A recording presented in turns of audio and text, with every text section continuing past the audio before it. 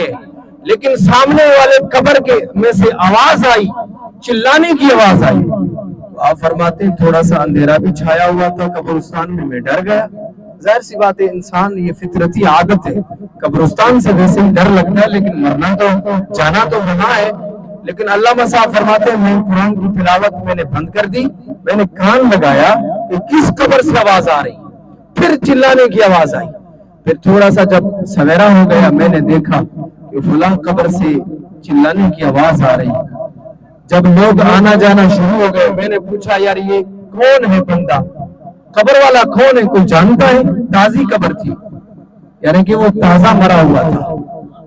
تو انہوں نے بتایا، دوستوں نے بتایا، کچھ لوگوں نے بتایا کہ یہ فلاں بندہ ہے، حاجی بھی ہے، نمازی بھی ہے، زکاتی بھی ہے، صدقات بھی، پہلی صف میں بیٹھا کرتا تھا، یہ نماز بھی پڑھتا تھا، 5 وقت کی نماز، اور اشراق بھی پڑھتا تھا، تہجد بھی پڑھتا تھا، تسبیح بھی پڑھتا تھا، اللہ کو راضی کیا، بڑا مومن بندہ تھا۔ علامہ صاحب فرماتے جب میں نے یہ سنا یہ مومن بندے کا حال ہے، وہ چلا رہا ہے، چیخ رہا ہے اندر سے، تو میں ڈر گیا، میں اور مزید اللہ رب العزت کے خوف سے لرزنے لگا۔ تو بہرحال میں ایک ایسے دوست سے ملا ان سے کہ میں نے ان کا حال پوچھا کہ بتا تو صحیح، لوگوں کی نظروں میں یہ حاجی تھا، غازی تھا، نمازی تھا، یہ کون سا برا عمل کرتا تھا کہ ان کی وجہ سے ان کو عذاب ہو رہا ہے؟ تو حضرت علی بن مدینی فرماتے ایک دوست ان کا ایسا ملا گہرا، تو اس نے راز بتا دیا۔ اس نے کہا ہاں بہت اچھا انسان تھا، بہت اچھا انسان تھا، اخلاق بھی اچھا تھا، نمازیں بھی پڑھتا تھا، روزے بھی رکھتا تھا، صدقہ بھی دیتا تھا، سخی بھی بہت تھا، لوگوں کی مدد بھی کرتا تھا، لیکن جب بوڑھا ہوا بہت بڑی دولت تھی ان کے پاس، بہت بڑی دولت تھی، اور ان کی کوئی اولاد نہیں تھی، نہ بیٹا تھا نہ بیٹی تھی۔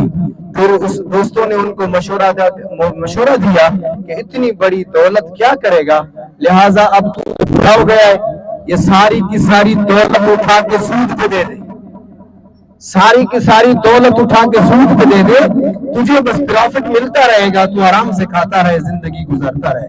تو اس حاجی نمازی غازی نے یہ عمل جب برا عمل کیا سود والا، تو اللہ رب العزت نے تمام کے تمام اعمال کے منہ پہ لگا دیے، اور ایک عمل کرنے سے اللہ نے پوری زندگی کی نمازیں، پوری زندگی کے روزے، پوری زندگی کے اچھے عمل ضائع کر دیے۔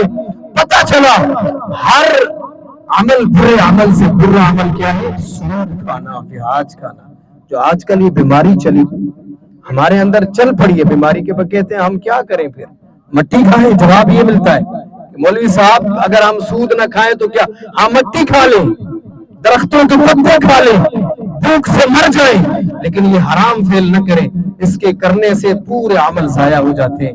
اللہ تعالیٰ سے دعا کرتے ہیں اپنے حبیب کے صدقے آج یہ ایصال ثواب کی محفل ہے، ہم یہ پختہ ارادہ کریں گے حرام اپنے بچوں کو نہ کھلائیں، اور حرام کھلاتے ہیں جب تو نافرمان بیٹا پیدا ہوتا ہے، نافرمان بیٹی پیدا ہوتی ہے، تو یہ پھر والدین کے لیے ایذا کا سبب بنتی ہے۔